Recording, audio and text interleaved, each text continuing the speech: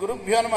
శ్రీ మహాగణాధిపతయ నమ. శ్రీ సరస్వతి నమ. భక్తులారా, వాల్మీకి మహర్షి రచించిన శ్రీమద్ రామాయణం యథాతథంగా చెప్పుకున్నాం. ప్రతి శ్లోకం దాని అర్థం. ఇందులో భాగంగా నిన్నటి వరకు మనం బాల, అయోధ్య, అరణ్య, కిష్కింధ, సుందరకాండలు పూర్తి చేసాం. యుద్ధకాండలో కూడా 62 సర్గలు చెప్పుకున్నాం. ఈ రోజున 62వ సర్గని ప్రారంభం 62 సర్గలు చెప్పుకున్నాము. 63వ సర్గని ప్రారంభం చేద్దాం. ప్రారంభించే ముందు వాల్మీకి మహర్షిని ప్రార్థన చేసుకుందాం. పూజంతన్ రామ రామేతి మధురం మధురాక్షరం ఆరుహ్య కవితా శాఖాం వందే వాల్మీకి కోకిలం. తస్య రాక్షస రాజస్య నిశమ్య పరిదేవితం కుంభకర్ణో బభాషేదం వచనం ప్రజహాసచ. ఈ విధంగా దీనంగా పలకగానే రావణాసురుడు, కుంభకర్ణుడు ఒక్కసారి బిగ్గరగా నవ్వాడు.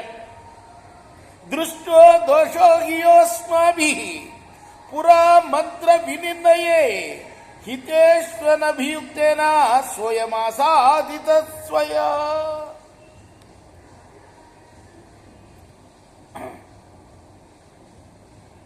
అన్న పూర్వం ఏ దోషాన్ని ఊహించామో అదే ఈనాడు జరిగింది. దానికి కారణం ఏంటంటే నీకు హితం చెప్పిన వాళ్ళ మాటలు వినకపోవడమే. శీఘ్రం కల్వభ్యుపేతం త్వాం ఫలం పాపస్య కర్మణః నరయేష్వేవ పతనం యదా దుష్కృత కర్మణః. నువ్విప్పుడు నీ పాప కర్మ ఫలం అనుభవిస్తున్నావు అన్నయ్య. ప్రథమం వై మహారాజా కృత్యమే తద చింతితం కేవలం వీర్యదర్పేణ నానుబంధో విచింతిత. నువ్వు నీ పరాక్రమ గర్వం చేత ముందు జరగబోయే ఫలితాన్ని ఊహించలేదు. నువ్వు యః పశ్చాత్ పూర్వ కార్యాణి కుర్యాదైశ్వర్యమాస్థితః పూర్వం చోత్తర కార్యాన్ని న సవేద నయా నయౌ. బలమున్నది కదా అని ముందు చేయవలసిన పనులు తర్వాత చేయవలసిన పనులు ముందు చేసేవాడు. ఏది నీతో అది తెలుసుకొన జాలడు. దేశ కాల విహీనాని కర్మాణి విపరీతవత్ క్రియమాణాని దుష్యంతి హవిష్యం ప్రియతే స్విబా.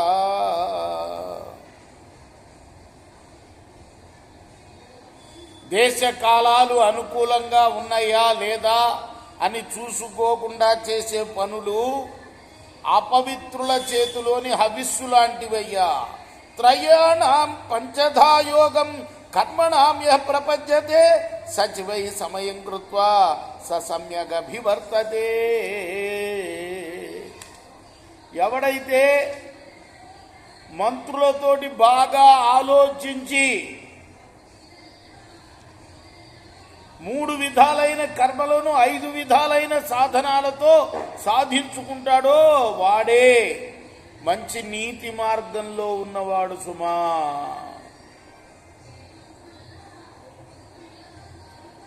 మూడు విధాలైన కర్మలు ఏంటయ్యా అంటే దండం ఒకటి, అంటే శత్రువుల మీద దాడి చేయటం, అది ఉత్తమ కర్మ.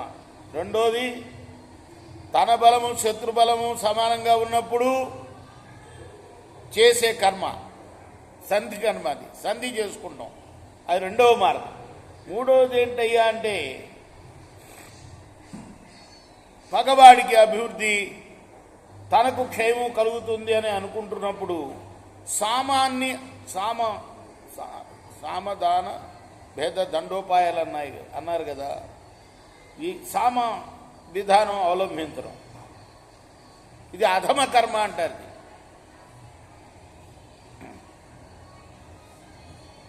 ఇక 5 విధాలైన సాధనాలు ఏమిటయ్యా అంటే కర్మలను ఆరంభించేటప్పుడు ఉపాయంతో ఆచరించడం, ద్రవ్య సంపద, తర్వాత దేశకాలాన్ని సరిగ్గా గుర్తించడం, ఆపదలకు ప్రతిక్రియ చేసుకునటం, కార్యసిద్ధి, ఇవి 5 సాధనాలు. యథాగమంచయో రాజా సమయంచ చికీర్షతి భుజ్యతే సచివైర్భుజ్య సుహృదశ్చానుపశ్యతి. మంచి నీతి మార్గంలో ఉండే రాజు శాస్త్రానుసారం నిర్ణయం చేస్తాడు. ఖచ్చితంగా తన బుద్ధితో ఆలోచించడమే కాకుండా మంత్రులతో మిత్రులతో సంప్రదించి ఆలోచిస్తాడు. ధర్మమర్థంచ కామంచ సర్వాన్వా రక్షసాంపదే భజతే పురుష కాలే త్రీణి ద్వంద్వాని వా పునః.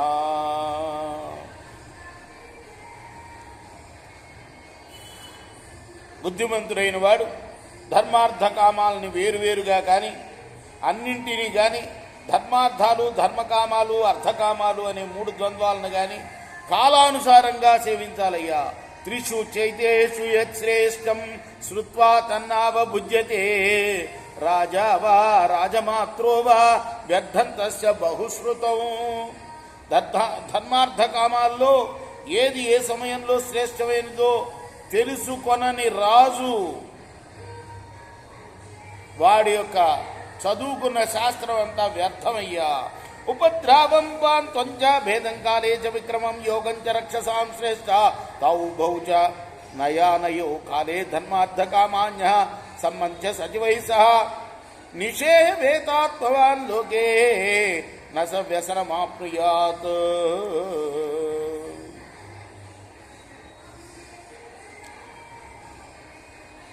కాలానుగుణంగా ధర్మార్థ కామాలని సేవించే బుద్ధిమంతుడు లోకంలో ఎప్పుడు ఆపదలను పొందడయ్యా. హితానుబంధమాలోక్య కుర్యాత్ కార్యమిహాత్మన రాజా సహార్థ తత్వజ్ఞై సచివైర్బుద్ధిజీవి.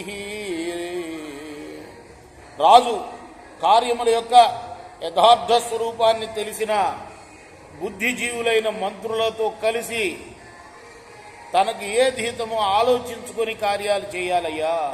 అనభిజ్ఞాయ శాస్త్రార్థాన్ పురుషాపసుబుద్ధయ ప్రాగల్భ్యాద్వ్యక్తుమిచ్చంతి మంత్రేష్వభ్యంతరీకృత. పశువులాంటి పశు బుద్ధి గల మంత్రులతో మంత్రాంగం చేసేటప్పుడు వాళ్ళు ఏవేవో చెప్తూ ఉంటారు, అవి ఆచరించకూడదు. ఇలా చాలా చెప్తున్నాడు. అంత రాజనీతి అంతా కూడాను కుంభకర్ణుడు అన్నతోటి. రేపు మనం దీన్ని కొనసాగిద్దాం 15వ శ్లోకం నుండి. కృష్ణార్పణమస్తు. సాయి కృష్ణార్పణమస్తు.